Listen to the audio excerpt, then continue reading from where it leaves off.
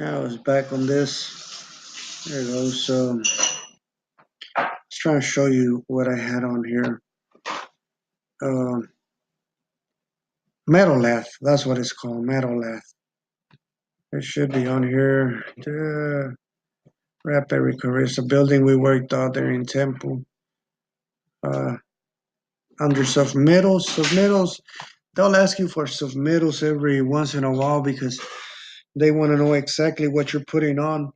And it's supposed to be, they're supposed to ask for it on every building, but they don't always do it. Okay, here we go. Let me see here. Where's that? Where's that at? 60-minute paper. Okay, I think it's this one. Ladder wire. I mean, not ladder wire. Um, Metal lath. It's kind of like it's usually like 48 inches, 48 inches by like 10 feet. Where rebar. That's ladder wire. Galvanized hot lath. Here it goes. No, that's for the staples. This is for the staples that we used to staple that onto the building. They were 1 inch in in 1 inch wide by 1 and a quarter inch legs. Those are the legs. That's what goes into the building. Let me see. Now this is for the cement. Type S cement. Don't worry about this. It's not. We don't have to deal too much with this. I think it's probably gonna be on this one.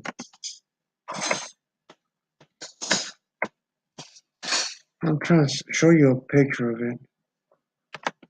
Well, uh, you wanna go,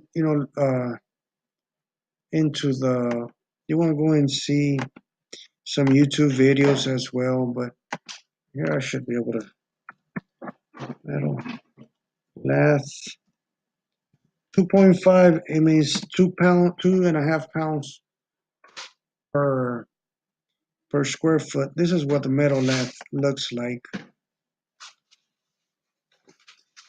Come on, work with me, thing. You see there, they staple.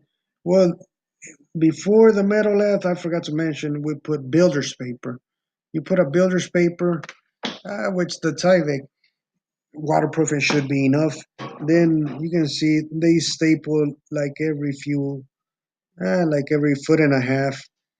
And the reason they staple that on there is so they could do what they call a scratch and a brown. It's just the scratch and the brown is just cement. You scratch it, let it dry, and then you brown it. And the brown you can it's almost the exact same thing. But you go back and kind of, I imagine when you would put Bondo on a den and then you go back and sand it down. You don't really sand it down, but you kind of do. That way it's like really flat. And then that's for when you lay thin stone or thin brick. Uh, and here, while I'm out here, I'll show you what on Capital's website. Uh,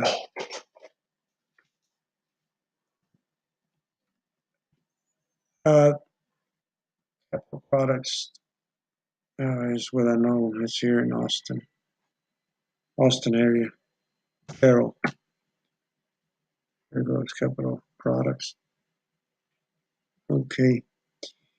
It's meant to simulate as if you had the full size brick or full size stone. Yeah, well, that one wasn't it.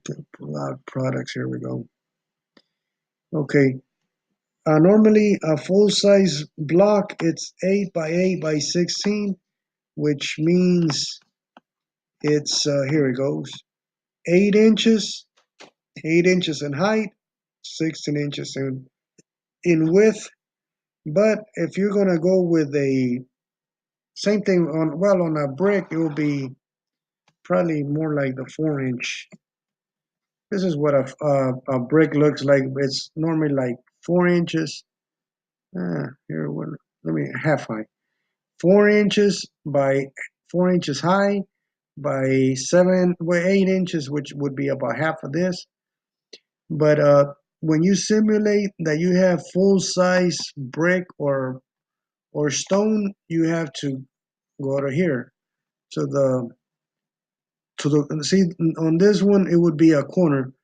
Uh, that way it'll look like I was trying to look for a half one, but well, just pretend 4 inches in wide, 4 inches in height, and 16 inches in length, and that's called a corner. It's like nail shape. That way, when you put it on, it looks like it's a full size. And then you have what they just call flats, which you eliminate this. You just put flats, and it'll look exactly like regular size. But of course, you will need the corners. Otherwise, you're going to see that there's only like an inch and a half uh, in width. In thickness. This is what I meant, the inch and a half here. Now let's go back to what we're working on. That was metal lab, the building paper I was telling you about. But well, I'm getting ahead of myself here. This is all food for thought. So you continue renaming all of your pages. This is interior elevations, and like I said, there's nothing for us on this. I'll show you in another one, so I would delete it as well. I'm just going to start jumping through because, like I said, you have architectural plans, you have structural plans. This is 813, and but you also have other plans that go with a building. Uh, you have plumbing, and this is architectural. That's why it's 821. I should be getting to the structural already. Um, Starts with an S. There it goes. Structural. S S7 means structural page 7. Let me see if the plumbing would be a P for plumbing. E is electrical. E7, I mean E5 would be electrical, the electrical page. And well, you have several. Same thing. You have plans for the electrical. You have plans for the plumbing. There goes P3. Let me see. Let me start on S1C. I mean P1. There goes. Plumbing plans. Plumbing plans P1. If you look at the actual name, plumbing floor plan, we have the architectural floor plan, which would be I think it's A1 on this one.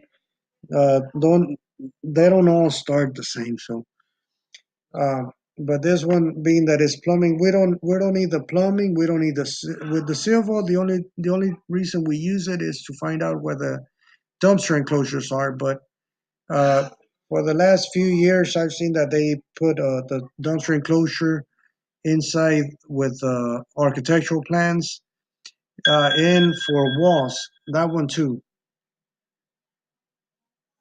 That one too. That you're gonna need the civil plans for the retaining walls. You also have that. You also have that. So therefore you have architectural, which is what we really need to do the what 90% of our work consists of, which is just veneer, stone and brick. You need structural because for